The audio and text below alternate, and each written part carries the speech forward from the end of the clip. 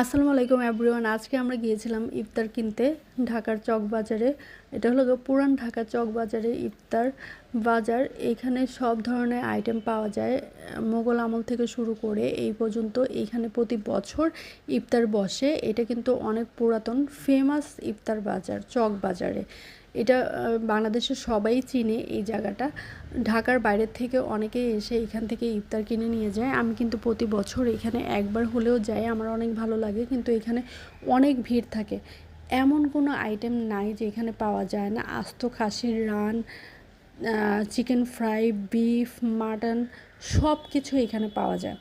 অনেক কিছুর তো আমি নামও জানি না, এত ধরনের আইটেম পাওয়া যায়। আমার শ্বশুর সবসময় এখান থেকে বড় বাপের পোলায় খায়, অনেক আইটেম নিয়ে যেত। টানা পরোটা, পরোটা দেখেন কত বড় বড় জিলাপি। এই জিলাপি কিন্তু আমাদের সামনেই ভেজে তারপরে দিবে। অনেক সময় ভেজেও রাখে, আবার সামনাসামনিও ভাজে। এই যে দেখেন পরোটাগুলা। এখানে সব ধরনের আইটেম, মাঠা, তারপরে যত ধরনের শরবতের আইটেম আছে, ফল আছে, সব কিছু পাওয়া যায়। এখানে কিন্তু বিরিয়ানিও পাওয়া যায়, মিষ্টির আইটেমগুলোও আছে। দেখেন এটা হলো বাদামের শরবত, পেস্তা বাদামের শরবতটা আমার অনেক পছন্দের। আমি খাই, একটু মিষ্টি হয় কিন্তু তারপরেও অনেক মজা লাগে। দেখেন কত ধরনের ফ্রাই যে এখানে আছে। খুবই মজার মজার আইটেম পাওয়া যায়, খুবই ফেমাস এই জায়গাটা।